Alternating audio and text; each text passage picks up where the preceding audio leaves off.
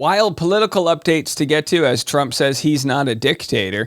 He says maybe the people want one, and then we've got dictator-like things going on as the ICE officials are now taking political sides, and Kilmar Abrego Garcia was released from detention and has since been swept up and is now being deported to Uganda. All this and more, lots of wild updates. So Trump said a lot of people are saying maybe we'd like a dictator. Are they? I've never heard that. Have a listen to this. See, we don't need him. Freedom. He's a dictator. He's a dictator. A lot of people are saying maybe we like a dictator. I don't like a dictator. I'm not a dictator. I'm a man with great common sense, and I'm a smart person. There it is. And so the reason why people are starting to feel like this is a dictator-like situation is that ICE officials are masked, so no one even knows what branch of the government these folks are, and it's leading to crime happening where people are pretending to be ICE and robbing homes. Actually, several men were just shot to death after pretending to be masked ICE members in a home invasion. But this moment's wild as masked Trump agents, because that's what they are. They are there to support Trump's agenda. They tase a man and then tell onlookers that liberals ruined the country. Have a listen. You guys are ruining this country. You know that, right? Liberals already ruined it. Oh. So they say, you're ruining this country. And he says, liberals already ruined it. Again, our country is not ruined. It's a great country, but it's pretty wild what's going on. Now, there were these fears that if you elected Kamala Harris, you would have military in the streets and communism and this and that. Well, we're seeing that as Trump is deploying the National Guard to dozens of different cities, and he is now purchasing part of American company Intel. He said, I paid zero for Intel. It is worth approximately $11 billion. All goes to the USA. Why are stupid people unhappy with that? I will make deals like that for our country all day long. I will also help those companies that make such lucrative deals with the United States.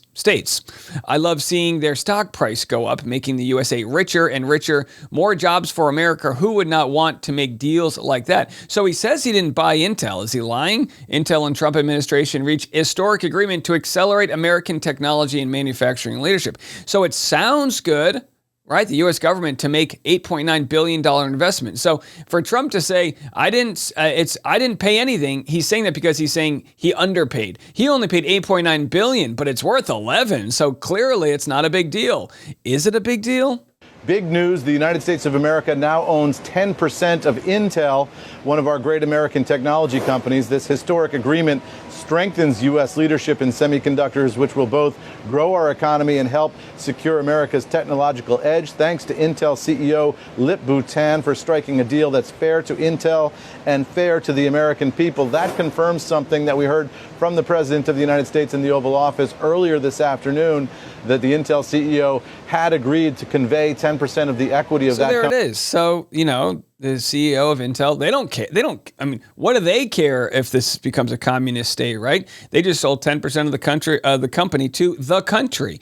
Now, why is this a big deal? Because that's the exact fear that folks were having. Like, oh, we don't want to live in some communist world. A lot of people don't understand the difference between like socialist, communist, fascist, Marxist. They just say all these terms like it's the same thing.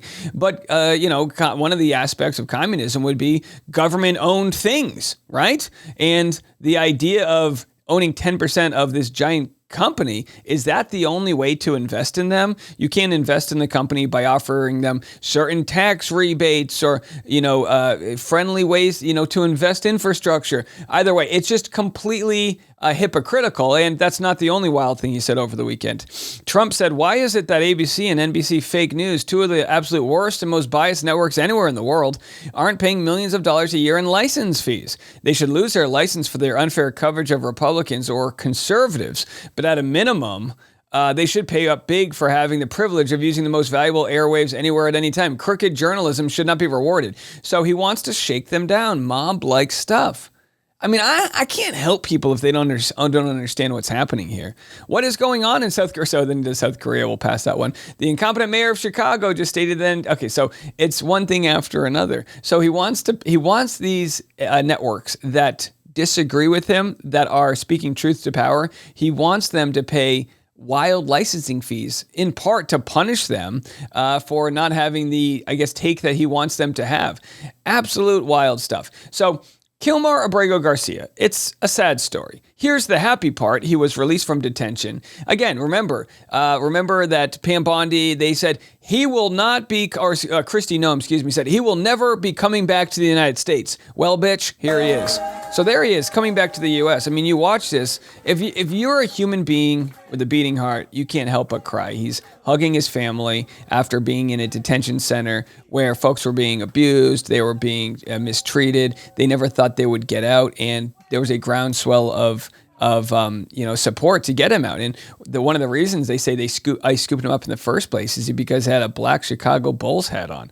Again, absolutely wild stuff. So they released him, and then we find out that DHS notified Kilmar Abrego Garcia's counsel that ICE may deport Abrego Garcia to Uganda no earlier than 72 hours from now, and ICE is also ordering him to report to ICE's Baltimore office on Monday. So here is his lawyer and saying how absurd and insane this is.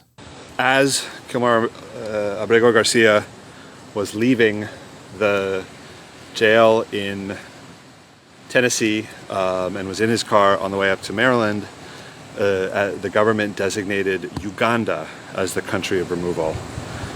It is preposterous that they would send him to Africa, to a country where he doesn't even speak the language, a country with documented human rights violations, when there are so many other options. This family suffered enough. They need to stop trying to separate them. So it's wild. It's wild. And I mean, this is one of my red line things where if you know what's going on here and you support this, I just don't see a world where we can be friends. Do you know what I mean? If you support the fear that they're trying to instill in people, why the hell are they sending him to Uganda?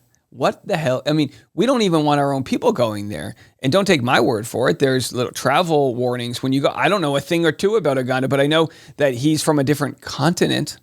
How insane is this? And so then, of course, the update is Kilmar Abrego Garcia was taken into ICE. The dude didn't even get, a chance to go through a drive-through at, McDonald's before he got scooped up again. Kilmar Abrego Garcia, you've heard his name. He's been taken into custody by Immigration and Customs Enforcement after a scheduled check-in this morning, according to his attorney. Abrego was released from federal custody on parole just this past Friday, reuniting with his family after about 6 months apart. His meeting today was part of the conditions of his release. Over the weekend, the Trump administration announced that they plan to deport him to Uganda unless he took a plea deal in which he would be sent to Costa Rica.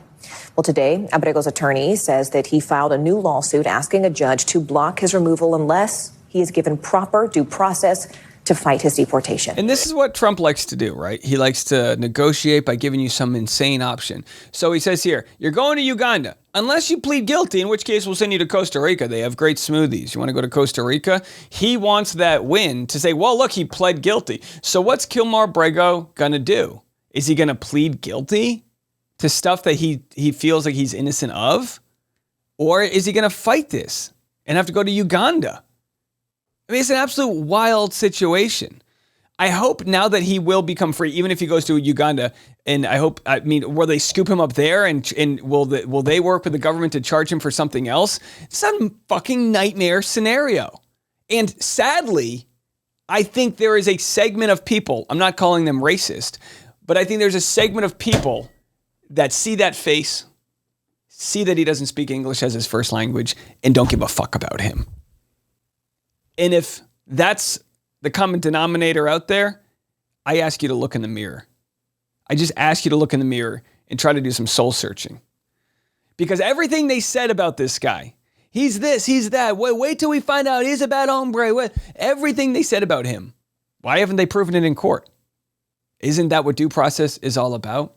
Well, that's it for us right now. We'll be back in the morning. We got your pop culture and politics twice a day, every morning, every afternoon. Do us a solid if you like the coverage. Share us with a friend, rushhourwithdave.com if you want to sign up for the mailing list, or check out the Rush Hour on TikTok and Instagram. And we'll be back in the morning. Until then, I'm Dave. This is The Rush.